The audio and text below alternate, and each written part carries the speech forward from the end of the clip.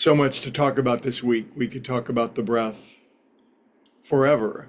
It's an ongoing topic. So much so that I did a little work on artificial, or with the aid of artificial intelligence, and I wanted to find out how many breaths we've taken if we're 50 years old. In other words, what's the average number of breaths for a 50-year-old human? And with some calculation, AI came up with roughly 450 million breaths. So if you're 50, you're 450 million breaths in, plus or minus. If you're over 90, you're approaching 1 billion breaths. Wow, that's a lot of breathing. And the radical aspect of breathing that I'd really like to get to this week, and you may already have a sense of it, but it is the undeniable fact that the quality of our life is the quality of our breath. It is such a bold and outrageous claim, and yet many of us, I believe, have read the book Breathe by James Nestor, Nestor, and it's subtitled The Modern Science of a Lost Art.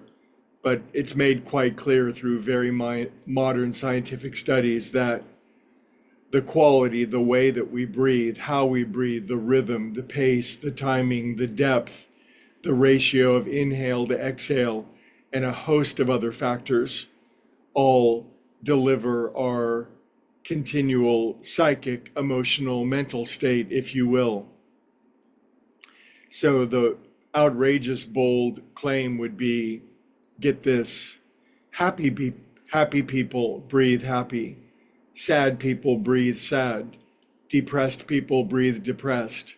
Now I'm going to really extend this into the outrageous zone, but in relation to the truth, it's small potatoes, and that is abundant people breathe abundantly, prosperous people breathe prosperously. People lost in poverty breathe with poverty breathing. Anxious people breathe anxious.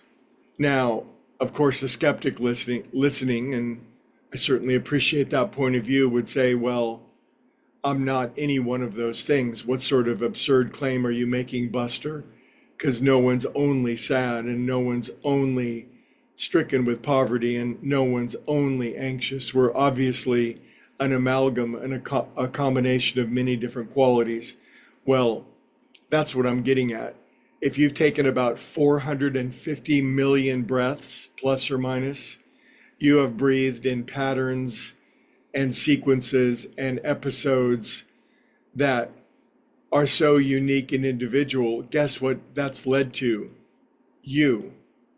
That's why you're you and I'm me, is that I've breathed my breath and you've breathed your breaths.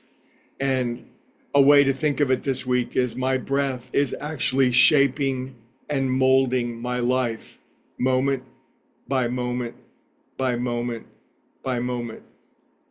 This is nothing that every spiritual master, every spiritual system, every religion, if esoterically understood, has been trying to tell us for a very long time. It's what the ancient yogis and the modern yogis, and now the modern scientists, are trying to get across to us.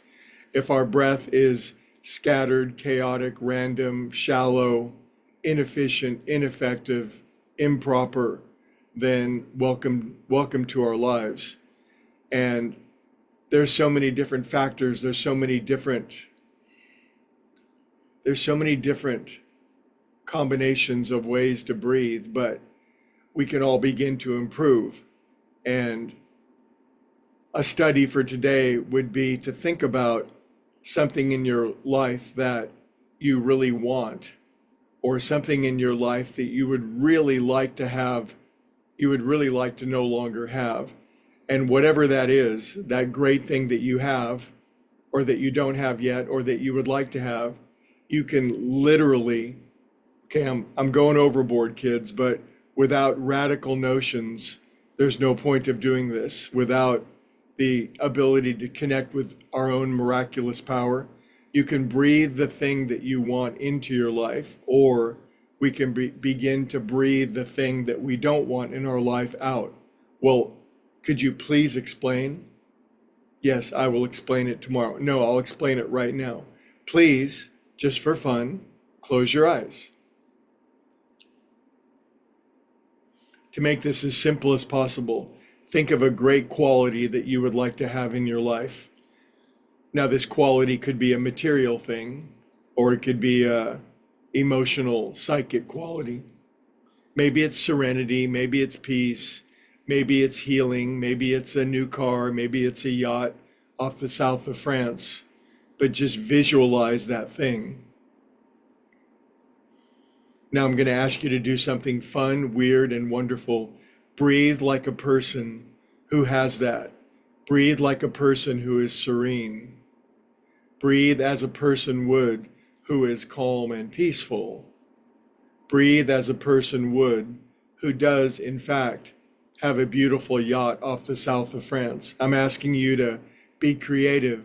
Think about something that you want, and then breathe like you have it.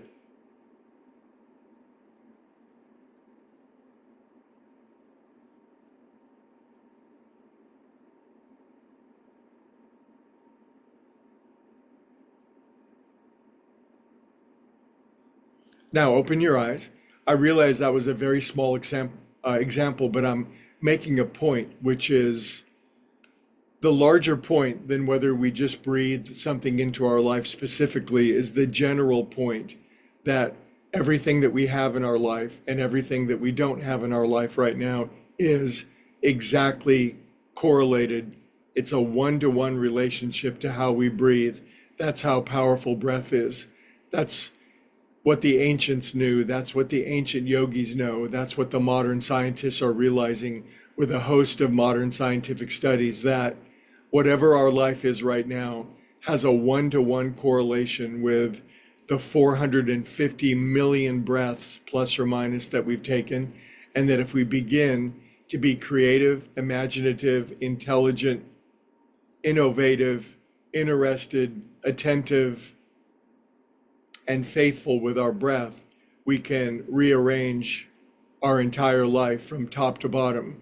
And this is nothing less than the ancient art of pranayama. And it's a God-given gift given to us. And it's largely undiscovered, but not by you, because you're here now. And now you know this. And now I know this, and we can all go to work on it. I'll see you tomorrow.